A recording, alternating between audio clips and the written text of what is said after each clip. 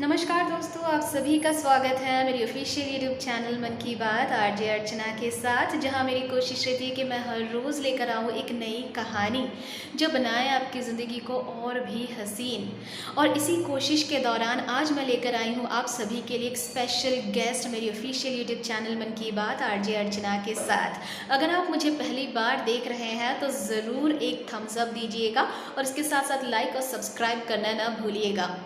आज की जो हमारी स्पेशल गेस्ट है वो एक टेडेक्स स्पीकर भी रही है और पैड वुमेन कहकर उन्हें जाना जाता है। अगर आपने पैड मैन की मूवी देखी है अक्षय कुमार की, तो उसके साथ साथ आपको ये मैसेज ज़रूर मिल चुकी होगी कि मेंस्ट्रुअल हाइजीन कितनी इम्पॉर्टेंट रोल रखती है हमारी ज़िंदगी में। तो आज हमारे साथ है रश्मि जी, रश्मि साहा। इन्होंने अपने करियर में सबसे पहले सिविल इंजीनियरिंग का काम किया, उसके बाद उन्होंने और भी कई सारे क्षेत्र में अपने हाथ आजमाए और अपनी एक्सपर्टीज़ भी हासिल की है। हमारे साथ है रश्मि साहा जी, और रश्मि साहा जी का तहे दिल से सलाम, स्वागत है मेरी ऑफिशियल यूट्यूब चैनल मन की बात आरजे अर्चना के साथ। चलिए सुनते हैं उनकी कहानी, उनकी खुद की जुबानी। नमस्कार सभी को और thank you so much Archana for having me here. I really hope कि हम जो बातें करें वो हमारे दर्शकों के लिए या जिन तक भी पहुंचे एक मैसेज छोड़ जाए। सो let's see with that hope let's begin and see what questions you have for me.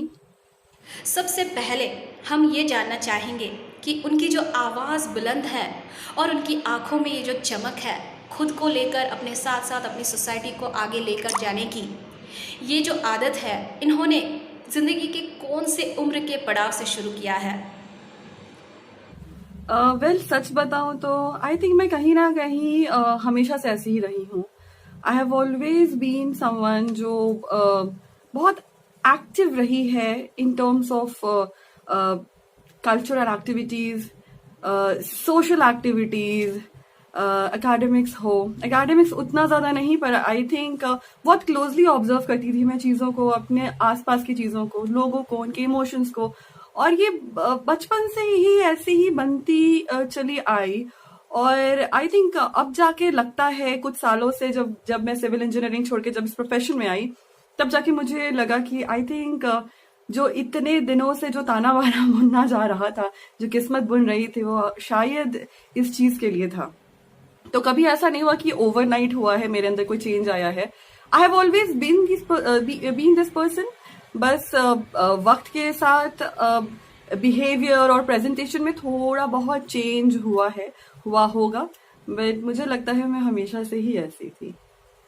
दोस्तों, हम सभी भारतवासियों को ये पता है कि भारत देश में हर नदी के नाम नारियों के नाम से रखा जाता है और देवियों की पूजा की जाती है, चाहे वो शक्ति के रूप में हो या फिर माँ सरस्वती की ही बात कर लीजिए, विद्या ज्ञान की देवी को, या फिर लक्ष्मी की भंडार माँ लक्ष्मी की बात की जाए। जहाँ औरतों की इतनी सम्मान हमारी संस्कृति बताती है, वहीं पर हम औरतों की मेंस्ट्रुअल हाइजीन को लेकर इतने क्यों शर्मिंदा रहते हैं?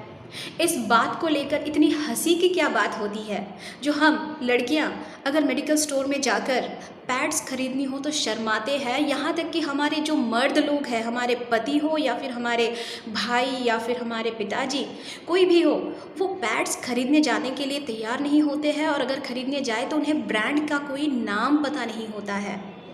इस बारे में अगर ज़्यादा से ज़्यादा खुलासा करना चाहे और ज़्यादा से ज़्यादा लोगों तक पहुंचाना चाहे कि ये जो स्टीरियोटाइप थिंकिंग है कि इसके बारे में बात नहीं करनी चाहिए, इसके बारे में चुप रहना चाहिए, ये कितनी गलत और कितनी गलत तरीके से हमारी मेंस्ट्रुअल हाइजीन को इफ़ेक्ट करती है, चलिए जानते हैं रश्मि साहा की ज़ुबानी से। सही कहा आपने अर्चना, ये दोनों चीजें एक साथ एक सोसाइटी में एग्जिस्ट करती हैं कि जहाँ पे हम औरतों को एक तरफ इम्पोर्टेंस देने की बात करते हैं, उनके नाम, उनको भगवान मानते हैं, उनको देवी मानते हैं, और दूसरी तरफ उन्हीं के मेटाबॉलिज्म की चीज को इस तरीके से ट्रीट करते हैं। आई थिंक ये समझने की बात है, एजुकेशन, लिटरेसी नहीं, एजुकेशन की बात कर रही हूँ कि हम जो भी चीज पढ़ रहे हैं, समझ रहे हैं, उसको हम समझें, अपने लाइफ में उसको अप्लाई करें और चीजों के तह तक जाएं। अगर तह तक नहीं भी जा पा रहे हैं तो एटलीस्ट एक एक्सेप्टेंस रखें कि अगर कोई आपको समझा रहा है तो उस पहलू को भी देखने की कोशिश करें। जरूरी नहीं है कि जो चीज हमें जिस तरीके से बता दी गई है वो वैसे ही एग्जिस्ट करती है। हो सकता है कि अगर हमें गलत इन्फॉर्मेशन मिला है और वो भी अगर एक पूरे जनरेशन में पास ऑन हुआ है तो समझना जरूरी है। एक जनरेशन को ये स्टेप लेना पड़ेगा कि हम तह तक जाएं और लोगों को उसके बारे में इस तरीके से बताएं कि it makes all the sense. और आई थिंक मैं मेंस्ट्रुएशन को लेकर के, पीरियड्स को लेकर के वही करने की कोशिश कर रही हूँ। एक ऐसा चीज है हमारे लाइफ का जिसको हम बहुत बहुत शुक्रिया रश्मि जी। हम आपसे दूसरी क्वेश्चन में ये जानना चाहेंगे कि ये जो भावनाएं हैं, जो रूढ़िवादी भावना है कि पैड्स खरीदना तो फिजूल के खर्चे हैं, जैसे कि शादियों में, लड़कियों की शादियों में तो खूब सारा खर्चा करने के लिए कोई झिझक नहीं होती है, बल्कि और किया जाए तो और अच्छी बात है। मगर वहीं पर लड़की की मेंस्ट्रुअल हाइजीन के लिए पैड्स खरीदना फिजूल का खर्चा लगता है। इस बारे में अगर कोई कहे और हमारी जो इस तरह की रूढ़िवादी भावना है वो तोड़ पाने के लिए कुछ कहना चाहेंगे आप? जी अर्चना, जब हम बात करते हैं एक नॉर्मल एस्पेक्ट की, तो ना कि सिर्फ पीरियड्स, आई थिंक जितने भी जेंडर्स हैं और उनसे रिलेटेड जो भी इश्यूज हैं, जो भी प्रॉब्लम्स हैं, आई थिंक हम एजुकेटेड लोगों को जब हम क्लेम करते हैं कि हम पढ़ रहे हैं, वी हैव गुड जॉब्स, या फिर हम एटलीस्ट लिटरेसी बढ़ाने की कोशिश कर रहे हैं, वहां पे मुझे लगता है एक नॉर्मल बॉडी को और उसके साथ जुड़ी हुई चीजों को नॉर्मल लेना बहुत ज्यादा जरूरी है। वरना अगर सवाल करने के लिए आगे तो हर चीज पे सवाल किया जा सकता है। तो पीरियड्स एक बहुत नॉर्मल चीज है, एक बॉडी का हिस्सा है और उसको वैसे ही लेना चाहिए। और कोई भी अगर इशू किसी को भी है, चाहे वो किसी भी जेंडर का है, किसी भी उम्र का है, किसी भी कम्युनिटी का है, वो सारी चीजों को नॉर्मल लेकर के उसका सोल्यूशन ढूंढना is more important, I believe. Rashmi ji, हर एक अच्छे काम में सक्सेस जैसे आती है वैसे ही बहुत सारी चैलेंजेस का सामना करना पड़ता है। तो आपने जब ये जो मेंस्ट्रुअल हाइजीन वाला प्रोजेक्ट आप कर रहे थे, सबसे बड़ी सक्सेस तो आपको मिली कि आप लाखों लोगों तक पहुंचा सके और उन रूढ़िवादी भावनाओं को आप मिटा पाए। अवेयरनेस आप बहुत मात्रा में लेकर आए हैं। तो ऑलरेडी इन सब सक्सेस के बावजूद भी आपको किन किन चैलेंजेस का सबसे पहले सामना करना पड़ा, ताकि हमें पता चले और उन एस्पायरिंग जो भी लोग हैं इस अवेयरनेस को लेकर अभी भी आगे बढ़ने की कोशिश में हैं, उनके लिए कुछ मैसेज अगर आप देना चाहें? चैलेंजेस आई थिंक अर्चना जिंदगी का एक बहुत अहम हिस्सा है। और जब भी आप कुछ ऐसा करने जाते हो जो नॉर्मल लाइफ या एक डेकोरेटेड लाइफ से डिफरेंट होती है, तो चैलेंजेस आपको फेस करने पड़ते ही हैं मोस्टली, अनटिल अनलेस आपके पास एक बहुत बड़ा बैकअप है, सारे रिसोर्सेस अवेलेबल हैं। फिर भी आई थिंक चैलेंजेस आते ही हैं सामने और बहुत अलग अलग तरीके से आते हैं। एक तो जिस टॉपिक के साथ मैं डील कर रही हूँ, जिन पे मैं काम कर रही हूँ, लोग उसको समझते नहीं है, उसको एक्सेप्ट नहीं कर सकते। तो उसके लिए एक एक्सेप्टेंस क्रिएट कराने का, ऐसा ग्राउंड क्रिएट करना सबसे बड़ा चैलेंज वो है। कितना भी कह ले हम महिला सशक्तिकरण की बात कर लें, बट स्टिल आज भी एक औरत जब वो बाहर निकलती है घर से तो उसके अंदर बहुत सारे डर होते हैं। जब वो कुछ काम करती है तो भी उसके अंदर डर होता है कि उसको कहाँ रोका जाएगा, कैसे क्रिटिसाइज किया जाएगा। और ऑफ कोर्स एक जगह बनाना अपनी बातों को, अपने इंटेंशंस का, वो बहुत बड़ा चैलेंज होता है, क्योंकि यहाँ पर लोग एक्सेप्टेंस से ज्यादा क्वेश्चन करने में बिलीव करते हैं। बट एक ही सोच है कि राह पकड़ी है तो चलते जाना है, जहां तक जा पाएंगे, जहां तक मैं किस्मत को बहुत मानती हूँ, तो अगर किस्मत में कुछ करना, जहां तक लिखा होगा मैं वहां तक पहुंच ही जाऊंगी। जहां नहीं लिखा होगा वहां मैं कितनी भी कोशिश कर लूं या कोई भी कोशिश कर ले, बहुत मुश्किल होगा। तो बस जितने स्टेप्स ले रहे हो उस स्टेप्स में चलना है और पूरी शिद्दत और पूरी ईमानदारी के साथ मुझे चलते जाना है। That's all I believe. Rashmi ji, आप एक लाइफ कोच है, एक सॉफ्ट स्किल्स ट्रेनर भी है और साथ ही साथ आपको टेडेक्स के जैसे बड़े मंच पर जाकर अपनी स्पीच देने का गौरव प्राप्त हुआ है। आप एक टेडेक्स स्पीकर भी हैं। आपकी ये जो एक्सपीरियंस रही, इसके बारे में अगर आप कुछ बताना चाहेंगे तो हम लोग बहुत ज़्यादा इंस्पायर होंगे, हमारी भी उम्मीदें बढ़ जाएंगी कि हम भी कभी टेडेक्स पर जाकर बात करने का मौका हमें भी हाजिर हो। जैसे जिंदगी में कहते हैं ना, कुछ चीजें शायद लिखी हुई होती हैं और उनका रास्ता बनता चला जाता है। आई थिंक टेडेक्स भी मेरे लाइफ में एक ऐसा ही एक्सपीरियंस था। बहुत स्मूथली, बहुत ग्रेजुअली शिफ्ट हुई हूँ to become a part of TEDx. पहले अटेंड किया, पहले जाना कि क्या होता है। बीच में एक मेंटरशिप का एक अपॉर्चुनिटी मिला, किसी को सजेस्ट करने के लिए, किसी को मेंटर करने का। उसके बाद स्पीकर बनने का बहुत बड़ा मौका मिला, और उसके बाद फिर उसी इवेंट को एज अ को ऑर्गेनाइजर उसमें पार्टिसिपेट होने का मौका मिला।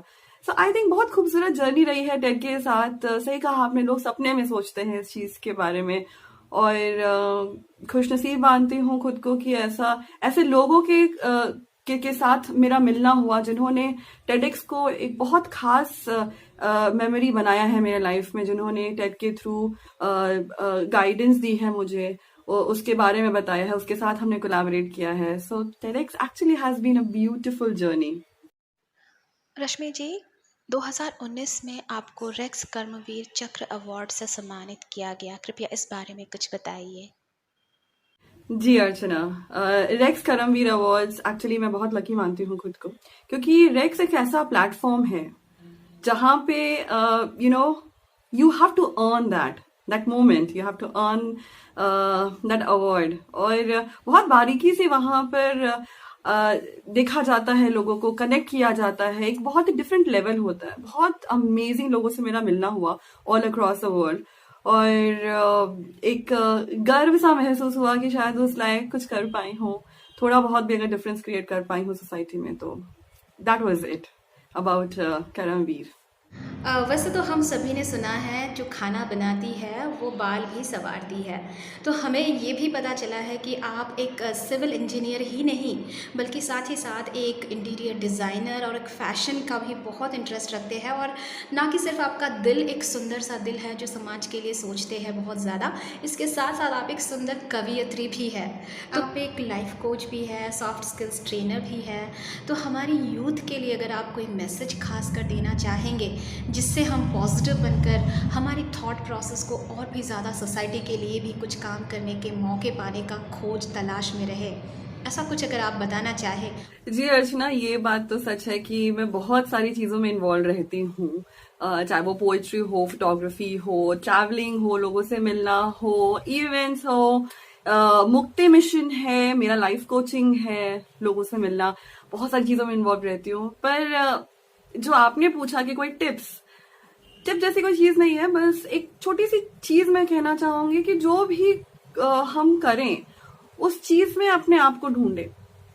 मुझे पता है हम लोग को बहुत सारा काम ऐसा करना पड़ता है जिसमें हम इन्वॉल्व नहीं होना चाहते हैं, जो हमें मज़ा नहीं आता, या फिर हम उसमें खुद को ढूंढ नहीं पाते।